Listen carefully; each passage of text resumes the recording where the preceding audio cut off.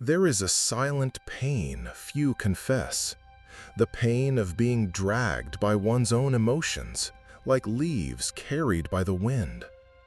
Living in constant oscillation between peaks of enthusiasm and abysses of discouragement silently exhausts the soul.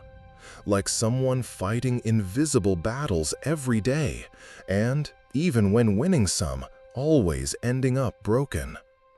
This subtle pain feeds the illusion that being emotionally vulnerable is inevitable, and that resisting this vulnerability is synonymous with coldness or insensitivity, as if we had to choose between being cold or fragile. But there is a third path, the path of the silent fortress. This fortress is not the absence of emotions, but the presence of an inner strength that prevents them from breaking us. It is not about anesthetizing feelings, but transforming them into lucid signals, recognizing them without being dominated by them. The essential quest is not to harden, but to become flexible and resilient, like bamboo that bends but does not break. This silent transformation is the true mark of Stoic wisdom, the capacity to remain whole even when everything around seems to collapse. The mistake, almost unconscious, is to believe that emotional control is repression, when for the Stoics it is an active and conscious training. We are not born emotionally strong, we become. We don't wait for the ideal circumstance. We build the fortress before the storm. Control is not a wall that isolates, but a bridge that leads to freedom. Epictetus knew this profoundly. He taught that no one can be emotionally wounded without their own consent, that true fortitude is born from clarity about what depends or not on us. His life was the living example of this principle. Even in slavery, he was free, because he never handed the key to his peace into someone else's hand.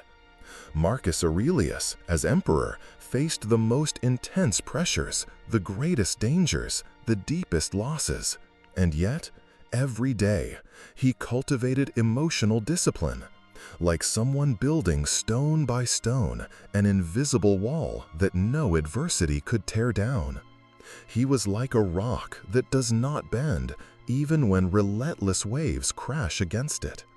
This video is an invitation to that silent construction, not of an insensitive armor, but of an unbreakable internal structure. Here are the 10 Stoic habits that, practiced with constancy, transform both mind and heart, making them emotionally unbreakable.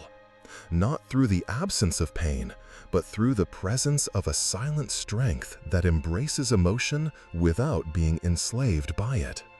Now, take a deep breath. And let's begin the first fundamental habit. Resisting the natural flow of life is like trying to contain a river with your own hands. A noble effort, but doomed to fail.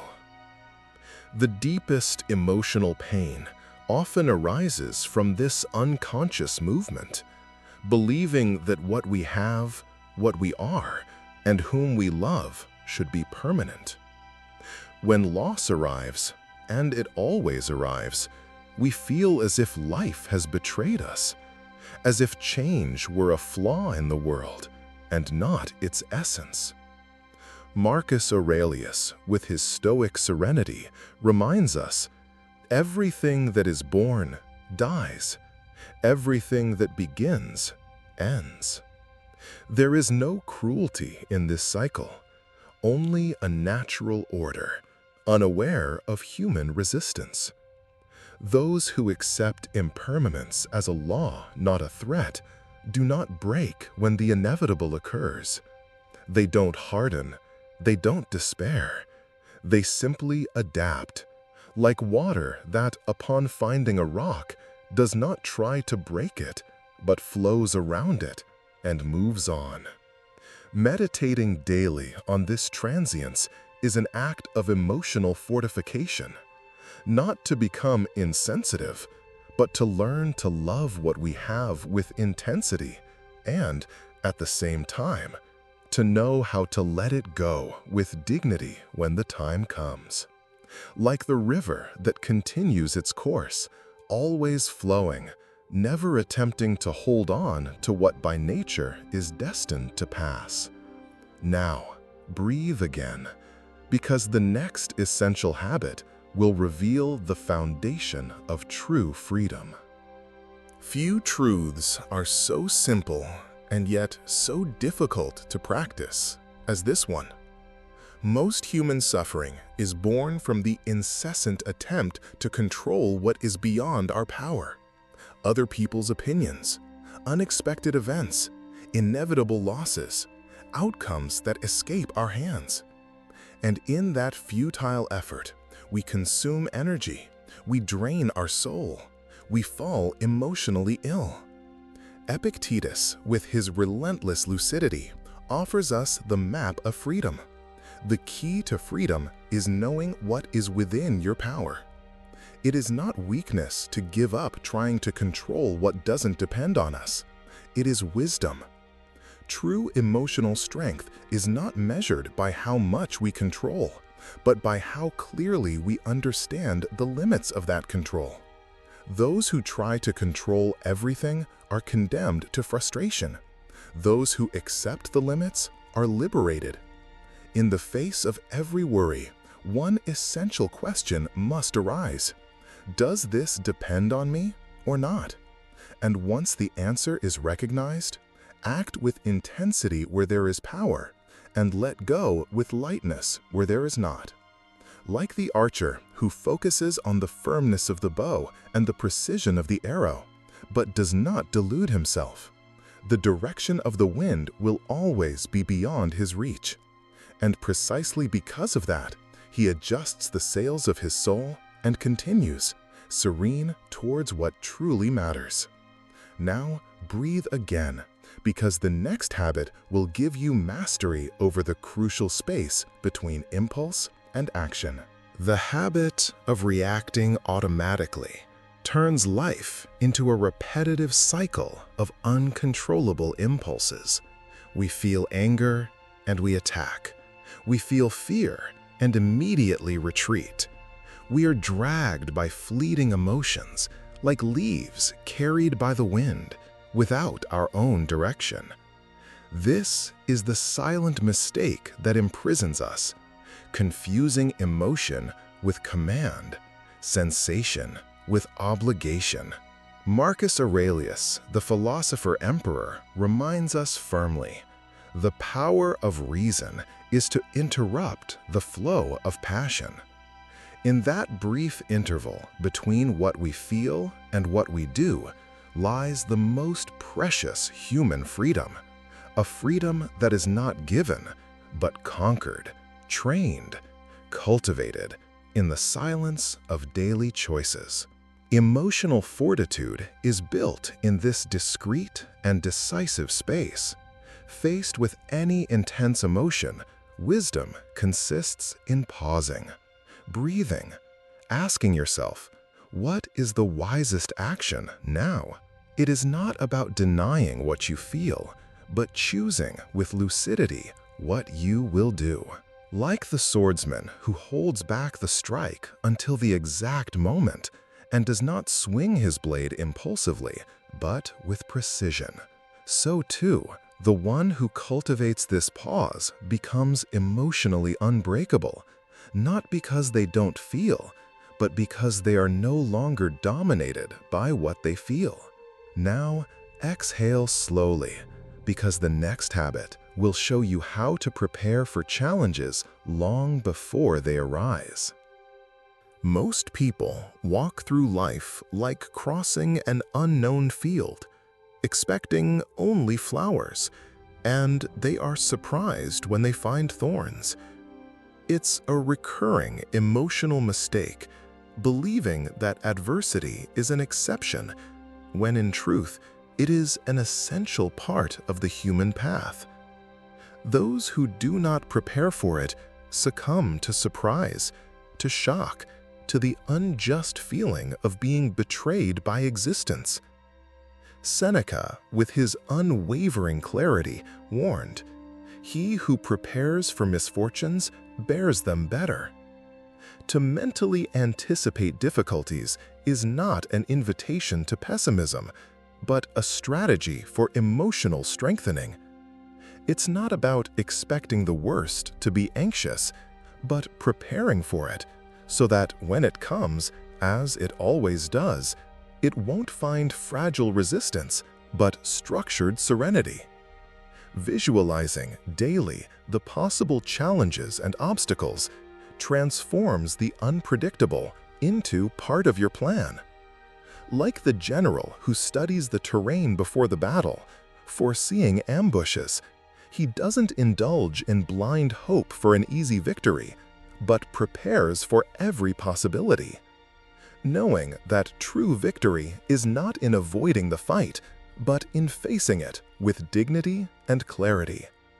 Thus, those who practice negative anticipation become emotionally unbreakable, not because they eliminate suffering, but because they integrate it into their silent and lucid preparation. Now, take a steady breath, because the next habit is about mastering your desires before they master you. Emotional fragility often arises from the silent tyranny of desires and aversions that operate below the level of consciousness. Those who are dragged by the incessant impulses to possess what they want and avoid what they fear become prisoners of their own instability, living in an exhausting cycle of anxiety and escape, always reacting, never choosing. Epictetus reminds us, with the precision of someone who knows the roots of freedom, who is free? The one who is not a slave to their desires. True emotional strength does not lie in obtaining everything you want, but in wanting only what is necessary, and enduring with serenity what is inevitable. There is no emotional fortitude where there is servitude to desire. Before impulsively rushing towards a conquest or desperately fleeing from a threat, it is necessary to cultivate a silent question. Does this strengthen me or enslave me? Thus, like the rider who firmly guides his horse and is not dragged by the untamed force of the animal, the Stoic individual transforms their impulses into instruments of direction, not into invisible chains. This habit, practiced day after day, shapes a mind that does not shatter in the face of frustrations, but remains whole, lucid, sovereign. Now, breathe deeply, because the next habit will train your daily attention to yourself, the true forge of resilience. The greatest mistake of those who wish to become emotionally strong is assuming that life alone will bring self-knowledge. But those who let themselves be carried without paying attention to their own emotional patterns keep repeating the same mistakes, feeding invisible self-sabotage that slowly erodes inner integrity. Marcus Aurelius, with the discipline of one who knew that power does not immunize against human frailties, wrote to himself, "Examine yourself and see if you are coherent with what you preach." Emotional strength does not arise from chance, but from the silent and rigorous practice of self-observation. Without it, there is no self-mastery.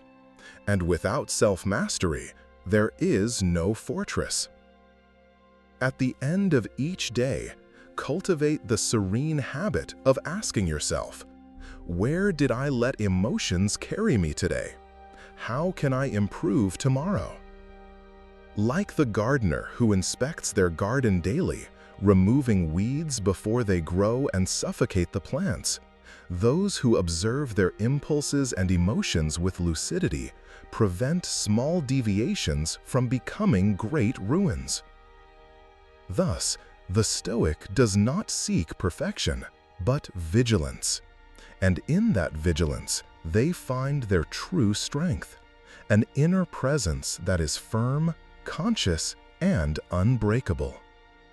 Now, prepare yourself, because the next habit will protect your peace from one of the greatest threats: taking everything personally.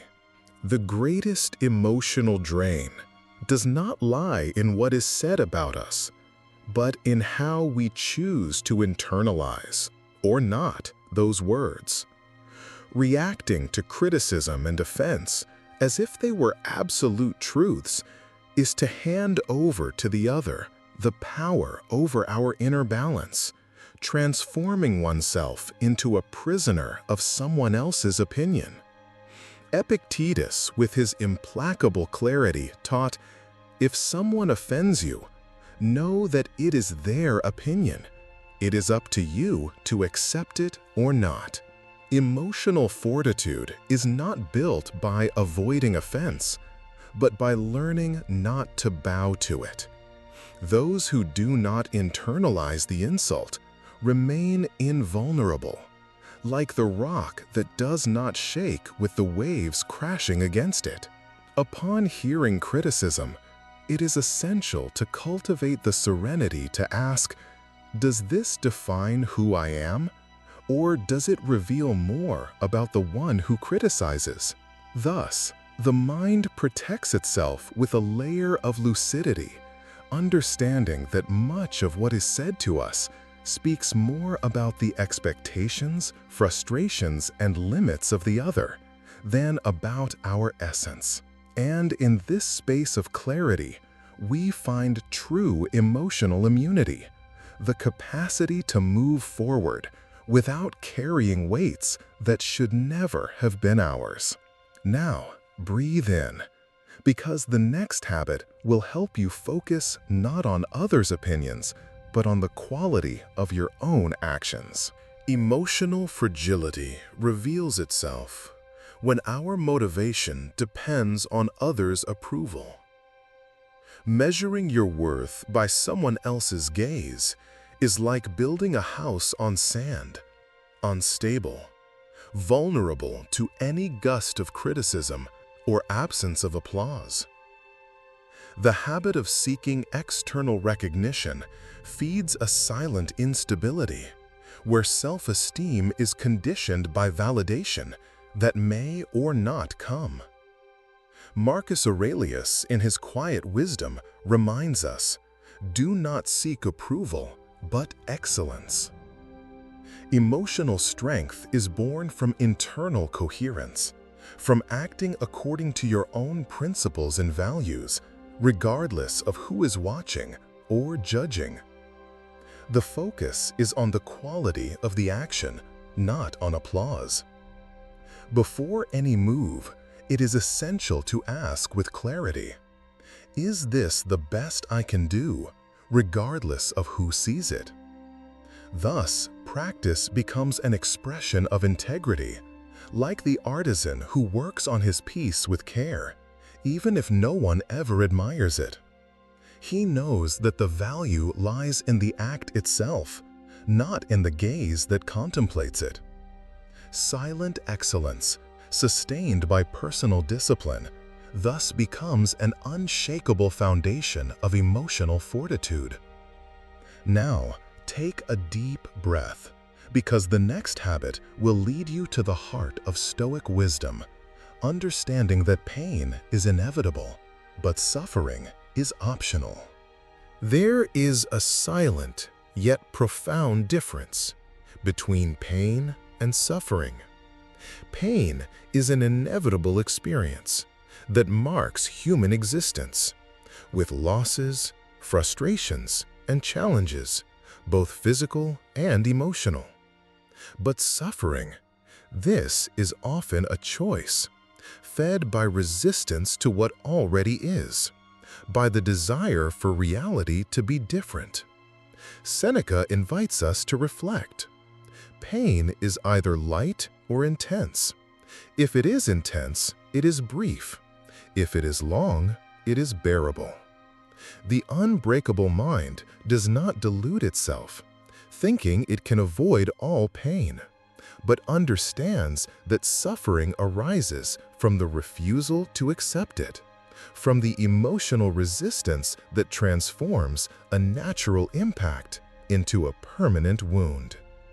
Faced with pain, the Stoic mind breathes and asks, "What can I learn or transform through this?" Thus, every difficult experience ceases to be a punishment and becomes a silent opportunity for growth. Like iron, which, when forged by fire, does not dissolve, but becomes stronger, so too, we, by accepting pain with serenity, emerge more resilient, shaped by experience, but never broken by it. Now, breathe deeply, because the final habit will guide you to the most radical awareness of all, the constant consciousness of death. The silent remembrance of our finiteness is not morbidity, but an invitation to full presence.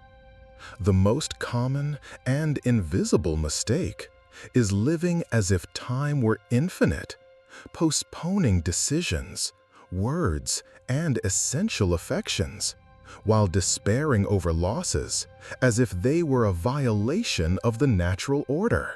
Yet, everything that is born dies. Everything that begins ends. Marcus Aurelius soberly warns us, "You could leave life right now. Let that determine what you do, say, and think." This reminder is not a burden, but a liberation.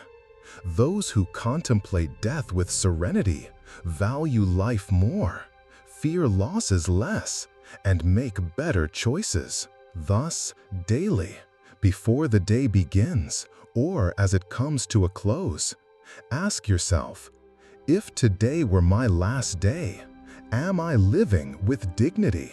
And then, each action becomes filled with meaning, each word more authentic, each choice more coherent.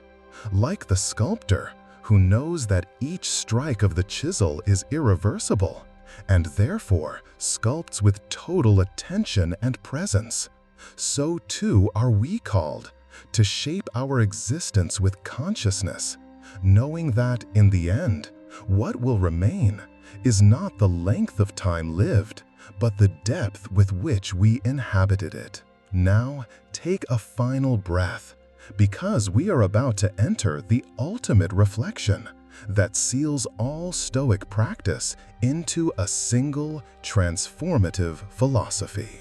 Being emotionally unbreakable does not mean being immune to pain or indifferent to suffering. On the contrary, it is a state of profound presence and inner firmness. It is not about suppressing emotions, nor about building walls that distance us from the world, but about learning to welcome what we feel, without allowing it to destroy us. Like the warrior who feels fear, but still moves forward with dignity, knowing that his strength lies not in the absence of fear, but in the ability to face it with serenity. Epictetus remains the ultimate symbol of this fortitude, the man who, even having lost his external freedom, never allowed his mind to be chained. In him, we see the living proof that true emotional strength lies in silent and constant self-mastery. And Marcus Aurelius reinforces this lesson with his life and philosophy. The emperor, who, surrounded by immense challenges and colossal responsibilities, maintained serenity and coherence, proving that true royalty is internal, and that no external power surpasses the discipline of the soul. So, from today, Adopt at least one of these Stoic habits.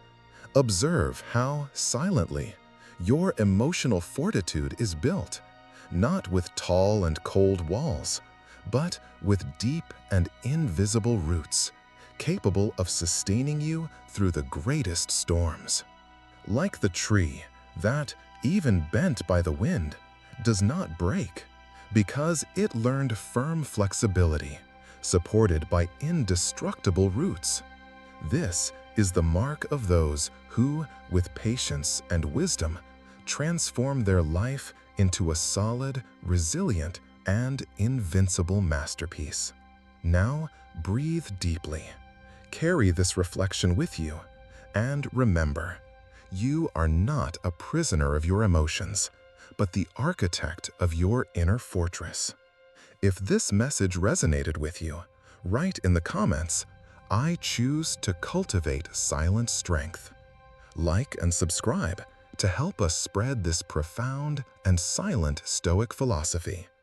Share this video with someone who needs to hear this message.